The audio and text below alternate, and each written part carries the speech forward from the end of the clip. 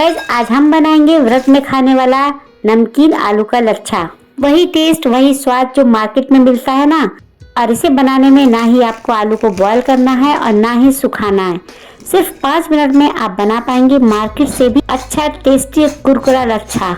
और रिजल्ट तो आपके सामने ही है। हेलो एवरीवन, मैं हूँ ज्योति और मेरे चैनल फन फूडी में आपका स्वागत है।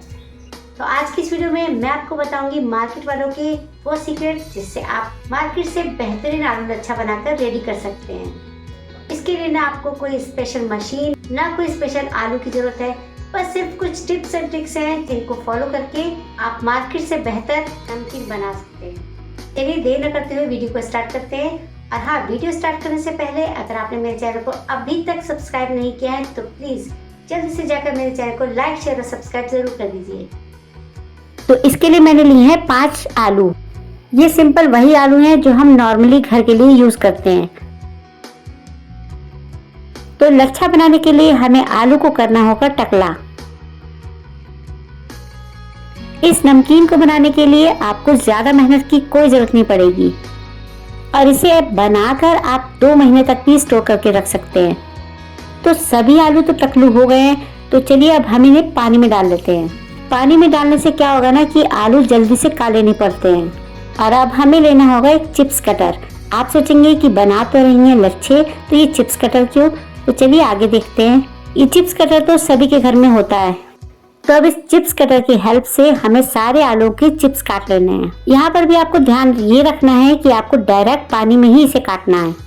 कई लोग चिप्स घर पर नहीं बनाते, वो मार्केट से लेकर आते हैं। तो उनके पास चिप्स कटर कहाँ से आए?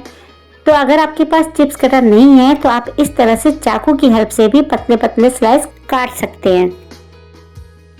ये देख सकते हैं आप, मेरे चिप्स ना तो ज्यादा पतले हैं और ना ही ज्यादा मोटे। अब आप क्या करिए कि इस तरह से 2-3 आलू को लेकर इस तरह से पतले लच्छों में काट लें। ये बहुत ही आसानी से इजीली सब आलू कट जाते हैं। आप इसे इस तरह से हाथ में लेकर भी कट कर सकते हैं। और अगर आपको ऐसा भी नहीं करना है तो आप ग्रेटर की हेल्प से इसे ग्रेट कर सकते हैं। और उसमें ध्यान ये रखना है कि आपको मोटे वाला ग्रेटर लेना है जिसमें लच्छे ज्यादा बारीक ना निकले, क्योंकि बारीक लच्छों को फ्राई करने में और सिकुड़ जाते हैं और वो बहुत ही छोटे हो जाते हैं, तो उन्हें खाने में बिल्कुल मजा नहीं आएगा। यही कुछ ऐसे छोटे छोटे टिप्स है जिनका यूज करके आप मार्केट से भी बेहतर घर पर आलू लच्छा बनाकर रेडी कर सकते हैं।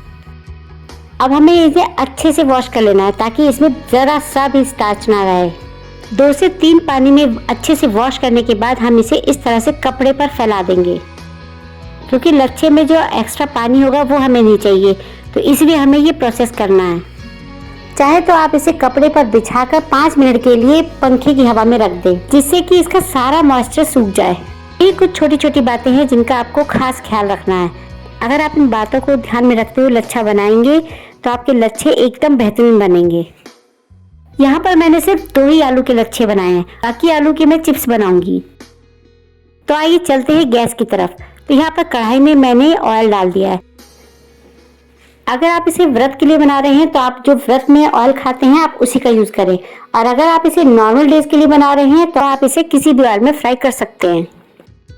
आप देख सकते हैं लच्छों को डालते ही ऑयल में बबल्स आने स्टार्ट हो गए हैं। इसका मतलब हमारा ऑयल एकदम अच्छे से गर्म है और इसी गर्म तेल में आपको इसे हाई फ्लेम पर फ्राई करना है।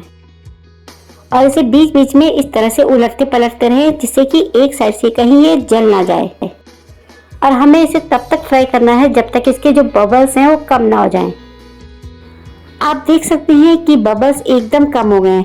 इसका मतलब हमारे ये लच्छे क्रिस्पी हो चुके हैं। आप चाहे तो इसकी क्रिस्पीनेस चेक करने के लिए आप इसे तोड़ के भी देख सकते हैं। इसके टूटने से ही आप इसका आइडिया लगा सकते हैं कि कितने क्रिस्पी हैं। तो चलिए अब गैस की फ्लेम को ऑफ कर देते हैं और इन्हें बाहर निकाल लेते हैं।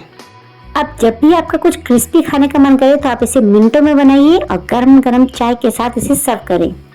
यही नमकीन जब आप मार्केट से लेने जाएंगे तो आपको कितनी महंगी मिलेगी। तो देखिए गाइस, आप इसकी आवाज से ही आइडिया लगा सकते हैं कि ये कितनी क्रिस्पी बनी है। अब लच्छे तो बनकर रेडी हो गए हैं।